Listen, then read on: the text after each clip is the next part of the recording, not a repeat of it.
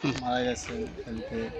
কিন্তু আমাদের এখন স্ট্যাটাস দেওয়ার সময় না। আমাদের এখন মনে করেন আমরা এমনিই অনেক ক্লান্ত, আমরা খুব ভেঙে পড়েছি। বোঝেন যে নিজের হয়তো বোঝেন যে নিজের ভাই চলে গেলে, জোরের ভাই চলে গেলে কী হয়। আমাদের কথা বলার মতো ওরকম মন মানসিকতা এখন নেই, কী বলবো। তারপর বলতে হয়, আইসেন আপনারা আসছেন। আমার ভাইয়ের দুইটা ছেলে মেয়ে আছে, একটা মেয়ে একটা ছেলে। ওদের বয়স একেবারে কম, ওদের জন্য কিছুই রেখা যায় নাই। আমার ভাই কিছুই রেখা দিতে পারে নাই। আমার ভাই শূন্য হাতে বিয়ে করেছিল, একদম শূন্য হাতে বিয়ে করছে কিছু। তারপরে যাই টুকটাক কর্ম করছেন, খাই দেয়ারে বাসা ভাড়া, ঢাকা শহরে বাসা ভাড়া দেওয়া কী থাকে। একটা মানুষের নিজে কর্ম করে খায়, নিজে জায়গত খাইটা খাই কিছু থাকে না, কিছুই করে খেয়ে দিতে পারে নাই। যাই হোক, এখন আমার ভাইয়ের এই ভাতিজা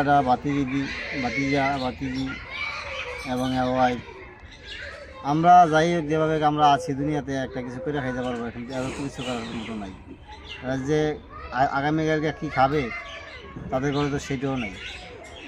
কয়েকবারই বলছি, অনেকটা মিডিয়ায় আসছে, অনেকজনের কাছে অনেক কথা বলেছি। আমাদের বলা একসাথে বলছি, আমার বলার মতো এখন কোনো ভাষা আমার কাছে নাই।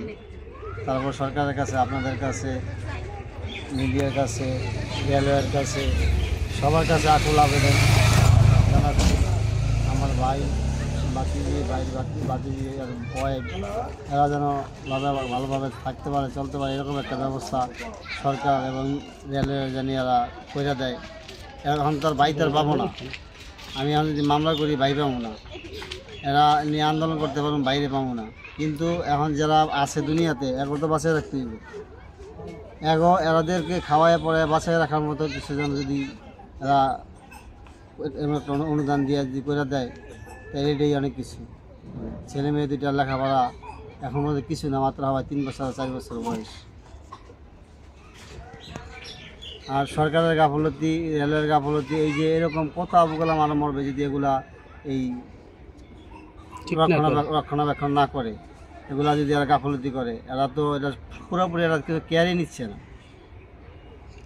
আমি 2024 সালে একটা ঘটনা ঘটছে, আবার এই যে এখন তখন এখন কিছু হয়নি, এখন মারা গেছে। এখন তো আমার ভাই চলে গেছে, তখন তারা মনে করছে এরকমই যাবে, কারোর কাছে লাগবো না, কারোর কাছে পড়বো না, কেউ মারা যাবে না, এমনটা হয় বা হয়তো আমার ভাই গেছে, আমি জানি আমার যন্ত্রণাটা কী, তাদের তো কিছু যায় না। তারা 5 লাখ টাকা অনুদান একটা দিচ্ছে, হেডলাইনে দিয়ে যে 5 লাখ টাকা দিব, চাকরি দিব, এখন শেষ, দায়িত্ব শেষ। কিন্তু আমার দায়িত্বটা কোথায় যে বাঁচবে। আপনি তো ছেলের মতো নিয়ে ওকে মানুষ করেছেন ওনাকে। আমার বাইরে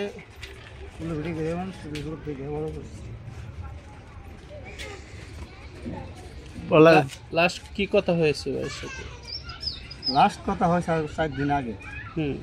ভাইয়ের সাথে দেখা করবো, ভাই যাবো, ভাইয়ের সাথে দেখা করবো, কথা বলবো, আসেন।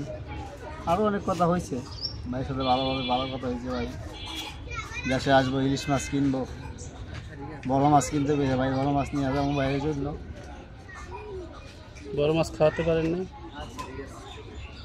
সেই সুযোগ আর হয় নাই।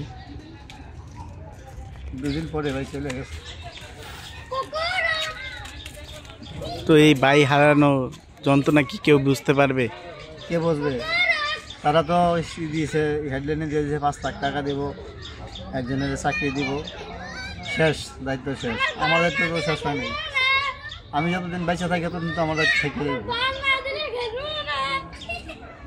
পামু ভাই 5 লাখ টাকা, 10 লাখ টাকা, 50 লাখ টাকা দিব আমার বাইরে দিয়ে, 1 কোটি টাকা আমি যেতে ভিক্ষা করে না দিব আমার বাইরে না দিয়ে পারবো? পারবেন আপনারা আমার বাইরে না দিতে, এই সন্তানের বাবার না দিতে? তো আর কত লোক মারবে, আর কত আবু কালাম মরবে? আজকের প্রশ্নটা আমার সারা বিশ্বের, আমার বাংলাদেশে 20 কোটি লোক আছে।